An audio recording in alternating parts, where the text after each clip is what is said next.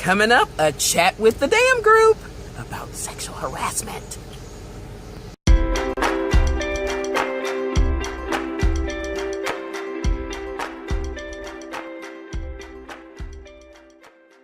This week, as I said, we're having a conversation about workplace sexual harassment with the DAM group, which stands for Dunwoody Alliance Marketing, a wonderful group of small business owners that meet weekly for breakfast.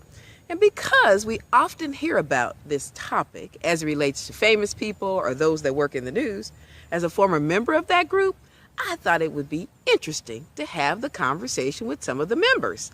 And it was. So, at the conclusion of one of their meetings, a few of the members hung around and we had a chat. Now, this vlog is a little bit longer than the others, but it includes some valuable nuggets from some fantastic people. So enjoy! Hey, it's Charlene, and welcome to Ask the HR Girl, where once a week we are demystifying your HR-related challenges. And so this week we're doing something a little bit different. We're here with the DAM group. The DAM group. What does DAM stand for? Anybody know what DAM stands for? Dunwoody Alliance Marketing. Dunwoody Alliance Marketing. We're here at J. Christopher's, and we're just going to have a very quick conversation about sexual harassment because it keeps coming up. And so we want to kick off this conversation about sexual harassment with my favorite labor and employment attorney, who I always recommend to everybody. Look at his face, looking all shocked. I'm the only one you know. I hope not. I've been doing this for a long time, Kelly. All right, Mr. Kelly, can you just share with us the legal perspective as we talk about these two questions related to sexual harassment? Well, in the workplace, first from a legal perspective, there are two different types of harassment. There's the harassment that results in somebody not getting a promotion, not getting that raise. The technical term is they call it quid pro quo, and it's sleep with me and you get the new job, and you don't sleep with me and you don't get the job. That's a form of sexual harassment. That's the obvious one in the workplace that you see and is easy enough to deal with and address. The more difficult one is what they call the hostile work environment, and that are the actions, the words, the language, the cartoons that get circulated, the photographs from the internet that get circulated, do they rise to the level of creating the kind of environment that people of a different gender would find offensive and would interfere with their ability to do their job at work? There has to be some severe and pervasive conduct. It is very much a moving target in the legal profession from the legal perspective on what is a hostile work environment. For example, if somebody were to sexually assault another employee, the fact that it only occurred one time would not be of any consequence. That would violate the law. Are compliments that are overly boorish and filled with sexual innuendo, how many comments like that does it take before it crosses the threshold? It all depends on circumstances. There is no clear bright line in that regard. The court perspective is it severe and pervasive enough that it has had an adverse impact on the usually female's ability to do her job at work? And if that's the threshold and you cross the threshold, then there's legal liability. From an employer policy perspective, a lot of employers talk about putting in place prohibitions that are absolute. In other words, if you violate our sexual harassment policy, thou shalt not engage in harassment, then you will lose your job. That isn't necessarily required by the law. The law provides that all you have to do as an employer is to meaningfully address it after you have investigated it. Bring some sort of reasonable implementation of whatever punishment or whatever you have to do in changing the workplace in order to address the problem at hand. It doesn't mean, the law does not require, and this is something I emphasize with my business clients, you do not have to fire somebody because there's been a complaint of sexual harassment. Now, there may be circumstances where you want to. Right. But the law does not necessarily require that in every instance, somebody that's accused of sexual harassment is deemed guilty and must be thrown out the door. The law provides that as long as you put in place some meaningful response that can reasonably be believed to address the situation, that relieves you of liability for what has occurred. Thank you so much, Kelly. Thanks, Kelly, for that information. Can you hold up for just a look? She's like, oh, what do I do? So now I want to go around the room, and I just want people to say who they are and what you do. We already know who Kelly is, and he's our labor and employment attorney. But for the other members of the group that we're just going to be having this conversation about sexual harassment with, tell us who you are. My name is Rykoski. I own a sandler practice here in Atlanta. Wonderful. And this lovely lady. Jane Leitz, attorney with Ellis Funk. I do probate work. And she is with the lawyers that you like, by the way. She left that out. And then my homeboy here from Ohio. From Ohio, I'm Greg Hammer. We do marketing and communications work for companies of various sizes. All right, fantastic. So now I just want to answer two questions. Just want to start a discussion around two questions.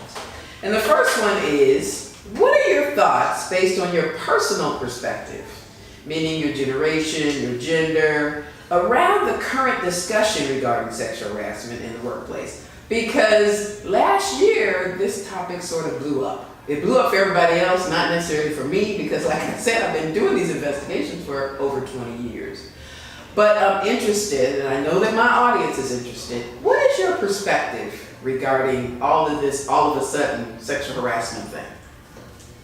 I get frustrated by the folks who don't report things timely. I feel like, I wonder why. And it may be that they fear for their job and things like that, but I think communication is so important, but it needs to be timely communication. And so you're thinking, okay, so if this happened, why not say something? If it happened 20 years ago, why are you talking about it now? Understand. What do the guys have to say about that? My thoughts are, I had a career where I worked with 4 larger organizations, and they had HR departments, and the discussion around harassment was out there. So if anything, I'm surprised that it is the way it is. Maybe it's because that's not pervasive, those conversations aren't pervasive, but the fact that it's as big as it is, I think I'm surprised by that, because I just think it's common sense. Okay, sounds like common sense to you. Greg, what do you think? I continue to be troubled by the conviction in the court of public opinion before reasonable investigations are undertaken and before attorneys are brought to the head. It's pretty easy now to use social media to take somebody down. You can do that, I can do that, and it's all you have to do is accuse at this point. So I find that to be a troubling aspect of this. That's interesting. That's interesting.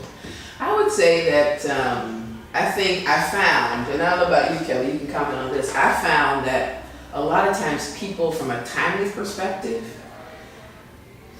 when people really sometimes can't believe that it's actually happening, and so they wait. Now the whole 20-year thing, I kind of wonder about that myself.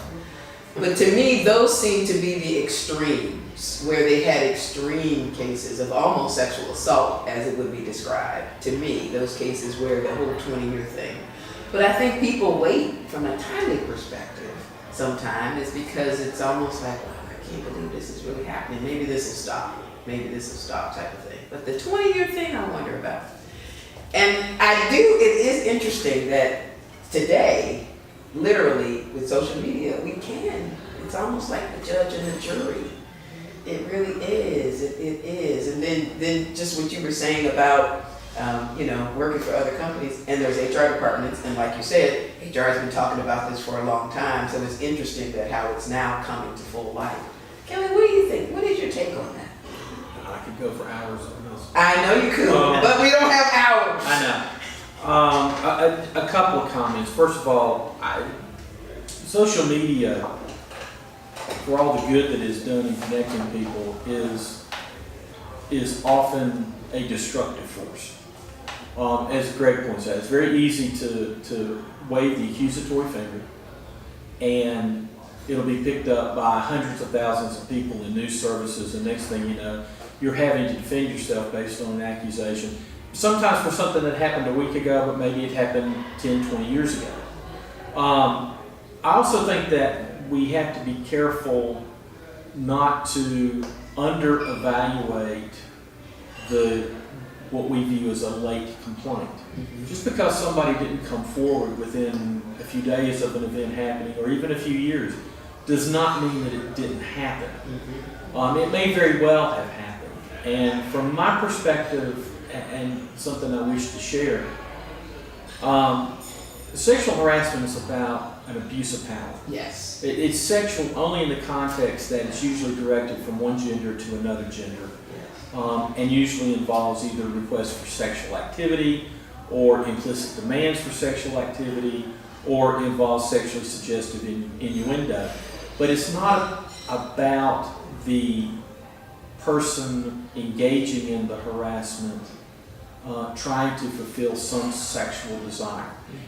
That happens at times, but it's an abuse of power is what it is. It's sensing someone else's vulnerability and your ability to exploit that vulnerability for your advantage. The fact that a sexual act occurs is not nearly as important as the fact that the person just gave in. That's what satisfies the harasser more than anything else. And from that perspective, it's easier to understand the delays in reporting, because you usually are in a vulnerable position. Yes, you are. Yes, You are dependent on that job. You've got kids you have to take care of. You've got bills that you have to pay. And you find yourself in a situation, first of all, initially stunned that it's happened. Yeah. But then you're at a loss to figure out what to do. And if it is someone of prominence, not besmirching the HR profession, but they usually don't have the clout with the person who's at the top of the food chain to do anything about it. And so it doesn't get handled until it spills into the public domain. And the thing about not just, that question comes up a lot about the HR department. And when you're absolutely correct, is when it's a person in power, and you go to the HR department, what does the HR department do, or what can they do? Now, from our perspective, we are outside HR people who are usually hired by attorneys to do the investigation, so we kind of don't have any skin in the game, as I like to say it, and so it's a little different. But in-house HR, it can be challenging, particularly if it's a person in power. Okay, so now I want to go to the next question. I know this is getting good. Isn't this getting good? Yeah, I got tap. Oh, you go ahead and tap out. Thank you so much for this. Thanks. Last question, guys. Now we acknowledge there's degrees. We've talked about these degrees of sexual harassment. However, how do we, as everyday working Americans and small business owners, have the conversation and take action when needed for improved workplace environments, right? That deal with harassers. Now, I'm not talking about the severe stuff, without casting them out forever. I mean, how do we allow, or is it possible, or can people come back from harassing behavior? Is that possible? What do you think? I think it all boils down to communication. Thank you. Bye-bye. I think some people genuinely don't understand, don't realize that their comments are harassment. And I think that when it's brought to their attention, and they realize that their comments or their actions did negatively impact somebody, most people will step back and try to change their behavior. Doesn't happen overnight, but hopefully with subtle reminders, they can be more sensitive to their behavior or their comments in the future. Some people won't change. Right. And those are the ones that probably need to be let go. Yeah. If the harassment is to a serious enough degree. Yeah. But I also think we need to have a thicker skin and I don't mean we, all of us, I mean, but not everything is harassment. And I think sometimes you just have to realize that, life isn't perfect. And the minor degrees of harassment, negative, the complaints are very minor. Sometimes will have a negative impact upon the severe levels of harassment. One of the difficulties with that, playing devil's advocate for a moment, is that what one person views as minor, another person views as significant to the core. And the guidelines in the legal profession about where the lines are crossed don't really help you figure that out. They really don't. They still look at it as an outside third party, which means that you draw a set of lines on what's minor and what's major. Greg's going to draw a line in a different place. I'm going to draw it in a different place. Right. And the courts are going to draw it in a different place. And that is the substantial challenge that employers have to deal with, is that it's not that it's a moving target, it's an elusive target. You don't know where the line is. It's not that the line's moving, it's just nobody really knows where it is. So does the employer have to change their policies and their behavior to always accommodate the person who is the most sensitive? No, but they do have to have some policies. Yeah. They do have to have some policies, which helps delineate that line, because that's really the critical thing when you talk about workplace is their policy. They have to have a policy, And they have to follow. and they have to follow that policy, which is another whole story and another conversation for another day. And to your point about being able to change perceptions in the workplace and change behavior, my experience in 30 years is change in a workplace will not occur unless it is made a priority at the highest levels of leadership within the organization. If leadership doesn't take it seriously, nobody else is either. And then it becomes sort of a, oh, this is a flavor of the month thing. So and so was told about their behavior, and now it's a big deal. And it becomes a flavor of the month and not what really should take place in the workplace. Oh God, you guys have been fantastic. I want to thank you so much for having this conversation with me and having the conversation for my audience. I really appreciate it, and I know they do too. Again, this is not an indictment on anyone. This is not a solution conversation. This was just a conversation about sexual harassment with some pretty viable knowledge from a labor and employment attorney. So I would like to say thank you. Is there any last minute things anybody wants to share? I don't think so. You don't think so? Well, thank you so very much for your time and your patience. And that's it. We're out.